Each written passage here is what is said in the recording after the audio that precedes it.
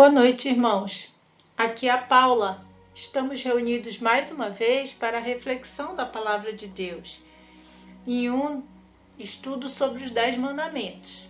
O tema central de nosso estudo hoje é respeito a todos. Primeiramente, oremos pedindo a direção do Espírito Santo sobre o que deseja falar aos nossos corações. Senhor, agradecemos por mais um dia de vida, por tua provisão na caminhada de cada um de nós e pela salvação em Cristo Jesus. Que nessa reflexão tu possas ampliar nossos horizontes espirituais e nos ensinar acerca da profundidade do mandamento não matarás. Seus efeitos, as implicações de cogitar no íntimo sentimentos contrários às pessoas e revele a nós aqueles pecados mais ocultos em que o só cogitar já nos deve levar à confissão e arrependimento imediato, para que com olhos voltados para o alto tenhamos a convicção de que o esforço operado nessa condição humana trará galardão inimaginável nos céus. Em nome de Jesus. Amém. Bem, e como o tema é respeito a todos, e um dos versículos base está em Êxodo 20:13, não matarás, observamos ao longo do Antigo Testamento que Deus demonstra lentamente qual a origem de todas as contendas humanas. E Jesus, nos Evangelhos, alarga esses horizontes sobre a profundidade espiritual desse mandamento. A explicação ampliada que Jesus manifesta em Mateus 5, de 21 a 26, ultrapassa a lei seca ali, aquela condição que está em Êxodo. O livro de Mateus tem por destinatário os judeus e reforça a grande necessidade de observar um nível de comprometimento espiritual à observância desse mandamento. Naquele tempo, as batalhas e mortes eram formas de se defender também. Inclusive, existia a previsão de vingança com a retirada da vida da pessoa no Antigo Testamento. Aí Jesus amplia isso e vai debater a origem desse desejo que eventualmente pode invadir a mente das pessoas. Vamos ao texto. Ouviste que foi dito aos antigos, não matarás. E quem matar estará sujeito a julgamento. Eu, porém, vos digo que todo aquele que, sem motivo, se irar contra seu irmão, estará sujeito a julgamento. E quem proferir um insulto a seu irmão estará sujeito a julgamento do tribunal. E quem lhe chamar tolo estará sujeito ao inferno de fogo. Se, pois, ao trazeres ao altar a tua oferta, ali te lembrares de que teu irmão tem alguma coisa contra ti, deixa perante o altar a tua oferta, vai primeiro reconciliar-te com teu irmão, e então, voltando, faze a tua oferta. Entre em acordo sem demora com o teu adversário, enquanto estás com ele a caminho, para que o adversário não te entregue ao juiz, o juiz ao oficial de justiça, e sejas recolhido à prisão. Em verdade te digo que não sairás dali, enquanto não pagares o último centavo.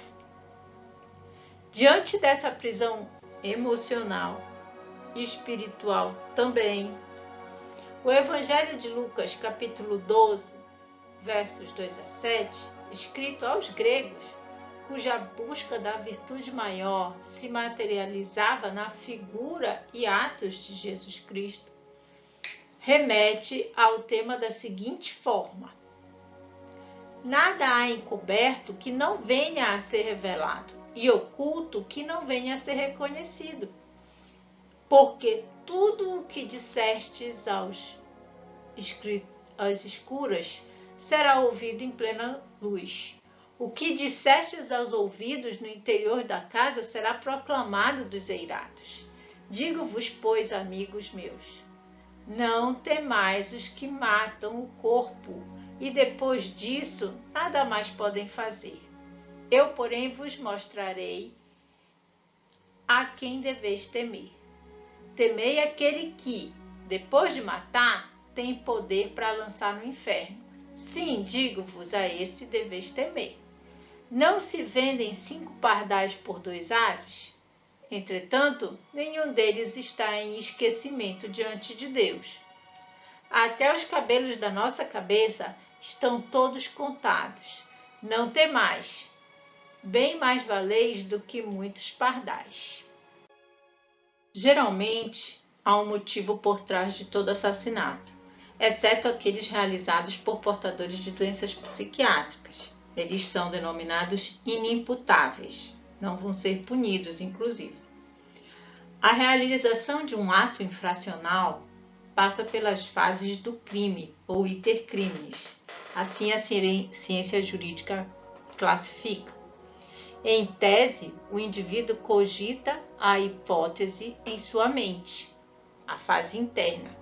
Nesta fase, a nossa limitação humana não pune tais pensamentos, mas a onisciência de Deus já observa tais condutas. Um exemplo é a abordagem de Deus sobre os pensamentos de Caim antes do mesmo cometer o homicídio de Abel. Deus o chama à consciência dizendo que o bem seria aceito, mas que o pecado o ameaça à porta, e aconselha a Caim que domine seus sentimentos. Mas Caim não conseguiu dominar esses sentimentos. Passou pela cogitação e avançou pelas fases externas, preparando, executando, consumando e exaurindo o crime ao matar Abel. Quando olhamos para o resultado morte, odiamos o crime. Deus olha para o coração humano com todo o ódio que contém. Portanto, Deus odeia o pecado que produz o assassinato. Deus vai tratar nos evangelhos sobre as consequências dos motivos íntimos, ou seja, a fase que a humanidade não consegue punir, a cogitação que está na origem de todo homicídio. No Sermão do Monte, ao abordar o mandamento não matarás, Jesus salientou sobre o perigo da ira e do ódio e a necessidade de se restabelecer o perdão. Nesse sentido, se existir discórdia entre nós e o nosso irmão acerca de uma situação qualquer, não podemos agradar a Deus com o que damos na igreja, enquanto não nos reconciliamos com o irmão. Por que matar é um pecado tão terrível? Por que a vida humana tem tanta importância para Deus a ponto dele colocar como um dos mandamentos a proibição de tirá-la? Porque fomos criados à imagem e semelhança de Deus. Assim, a vida humana é infinitamente preciosa. Destruir a vida é erguer nosso braço contra a imagem de Deus e contra uma alma vivente. Gênesis 9:6 diz que se alguém derramar o sangue do homem, pelo homem se derramará o seu, porque Deus fez o homem segundo a sua imagem. Isso ocorre porque o homem compartilha uma natureza espiritual com Deus, o qual o distingue dos animais. Ainda que o seu corpo seja morto ou morra, o espírito do homem continua a viver. Portanto, a nossa atitude para com a vida humana envolve a forma como construímos nossos pensamentos e julgamentos acerca das pessoas. Envolve a cogitação, sim. É preciso tomar cuidado para não julgar e tomar o lugar de Deus. Vamos avançar acerca de 2 formas de descumprir o mandamento não matarás. Quando atentamos em nossas mentes contra a pessoa, já estamos alimentando sentimentos e intenções que são sondadas pela onisciência de Deus. Quando chegamos a executar as ações planejadas efetivamente, estamos dominados pelo pecado em sua completude. Jesus trata no texto de Mateus da cogitação e da execução do ato. Matar aqui no mandamento não tem o mesmo significado de matar na guerra ou o ato judicial como uma pena capital, mas está a se falar em morte premeditada, intencional, quer imediata ou não, fruto de uma ação ou pensamento. No texto de Mateus 5, 21 a 23, Jesus desce ao nível das intenções e diz que matar não está relacionado tão somente à ação propriamente dita, mas também à intenção, e dessa forma irar-se, desprezar o irmão, equivale a matar. Além da ira, você conhece outras formas que podemos matar ou ferir nosso próximo? Quais seriam as formas mais comuns de se tirar a vida de um ser humano hoje? A exposição das imagens e mídias sociais tem auxiliado a matar as pessoas sob aspecto moral? O que pode levar um ser humano a cogitar a morte de outro indivíduo? Existe algum elo entre a ira e a violência? Claramente que sim. A ira nasce, cria raízes em nossos corações, alimenta sentimentos e frustrações que impedem o agir de Deus em nossas vidas. Existem inúmeros exemplos de como a ira pode incentivar a violência. Provocações, comentários impróprios, ironias, chavecos, deboches. Muitas vezes essas pequenas conduções nos levam a um lamaçal de comprometimento do nosso coração e nos impedem de crescer espiritualmente. Algumas questões da atualidade também precisam ser avaliadas por nós cristãos, como a banalização da morte e da violência. Você acha que existe alguma relação entre o aumento da violência entre jovens e adolescentes e o consumo de vídeos, filmes e jogos cada vez mais violentos que estão em TVs e cinemas? Como podemos reduzir em nossas vidas e casas a escalada dessa violência sobre o que vemos, sentimos e alimentamos em nossas mentes? Ao avaliar nossa conduta diante de Deus, temos que o Evangelho também nos ensina o modo certo como devemos adorar a Deus. Jesus nos ensina a capacidade de ministrar a reconciliação e o perdão genuínos, assim como coloca diante de nós a responsabilidade da iniciativa, para que a oferta seja agradável a Deus. Ao avançar sobre a fase em que o indivíduo pode ser capaz de atentar contra a vida de uma pessoa, Deus deseja que respeitemos a vida e usemos todos os meios lícitos para preservar a nossa própria vida e a de nossos semelhantes. Isso envolve desde simples cuidados de segurança em nossas casas, no trânsito, no trabalho, igreja, até posicionamentos acerca do tema vida nas esferas sociais e políticas. Esse processo influencia códigos civis e penais. As religiões judaico-cristãs influenciaram grandemente na mudança social acerca de práticas atentatórias à vida. Mesmo assim, no mundo atual, temas espinhosos voltam a surgir, conjecturando hipóteses em que o atentado à vida de outrem pode ser legalmente permitido, como o aborto ou mesmo a eutanásia. Tema deveras sensível diz respeito ao suicídio. Obviamente, se falamos da autopreservação da vida, observamos que a retirada da própria vida nos traz consequências significativas. Fato é que mais pessoas morrem por suicídio do que por doenças consideradas graves. As estatísticas anuais sobre a retirada da própria vida precisam nos sensibilizar sobre como ajudar pessoas a não intentarem contra si. Outra questão que pode expor a pessoa e permitir que atente contra a sua própria vida diz respeito a algumas práticas que concorrem para que a vida seja posta em risco, causando morte por descuido, como as discussões, brigas, acidentes, drogas, álcool, a não utilização de equipamentos de segurança. Somos responsáveis pela manutenção da vida que Deus nos deu. Nosso corpo é templo do Espírito Santo. Portanto, devemos preservá-lo e cuidar dele.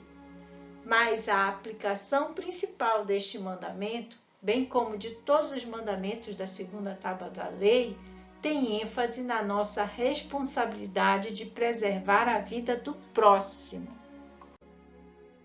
Existem casos em que a morte é um fato inevitável, como as guerras.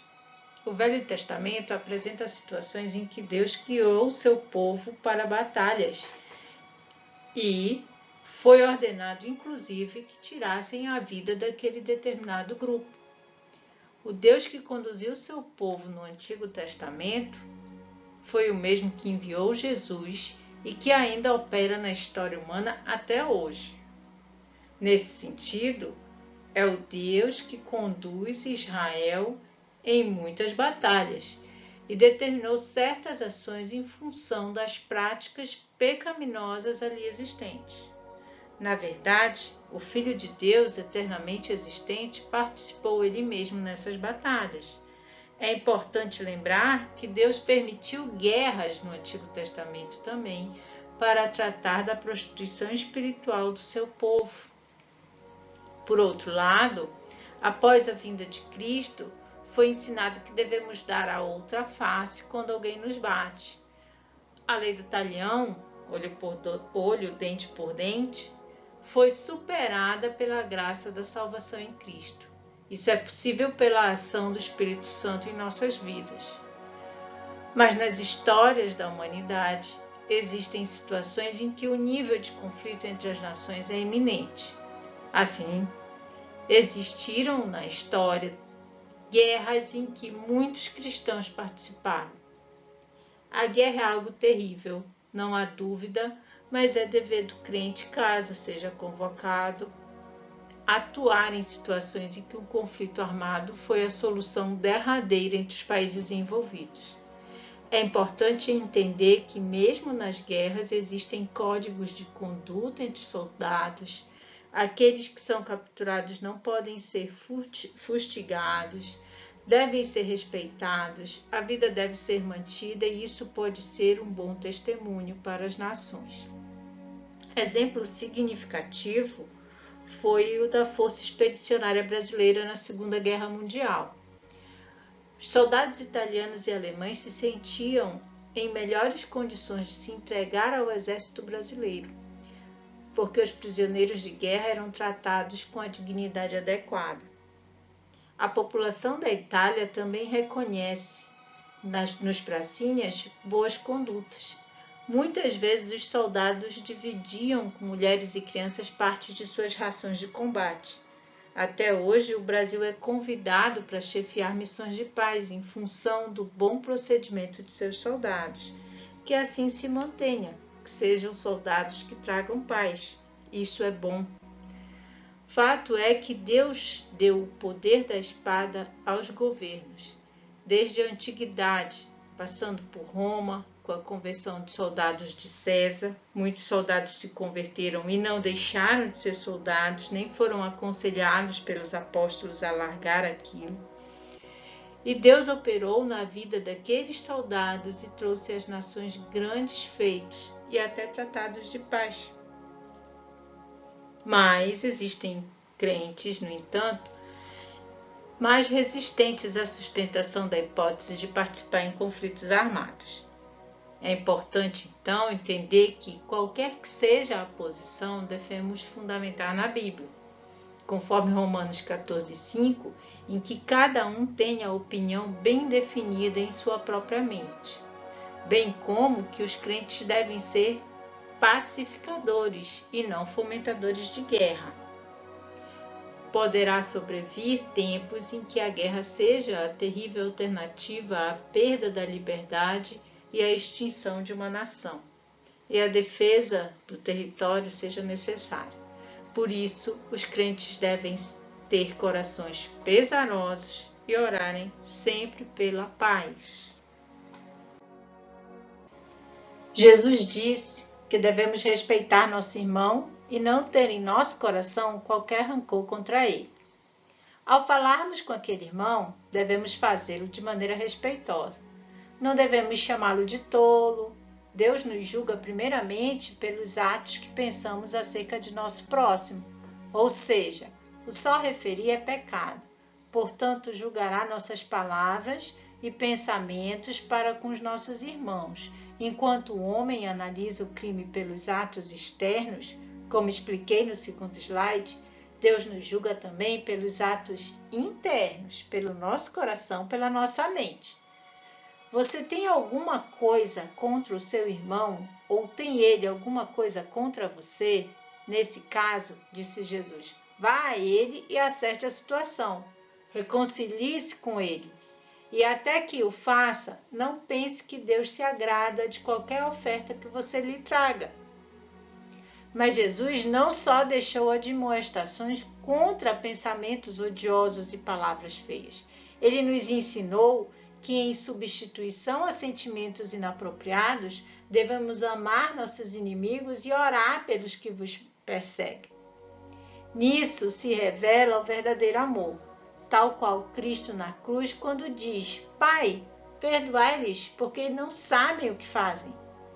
Em ocasião de perseguição e mesmo de morte, existem inúmeras histórias de testemunhos de fé e obediência a Deus, em que crentes enfrentam tais perseguições, que desde o início da igreja se instala contra cristãos.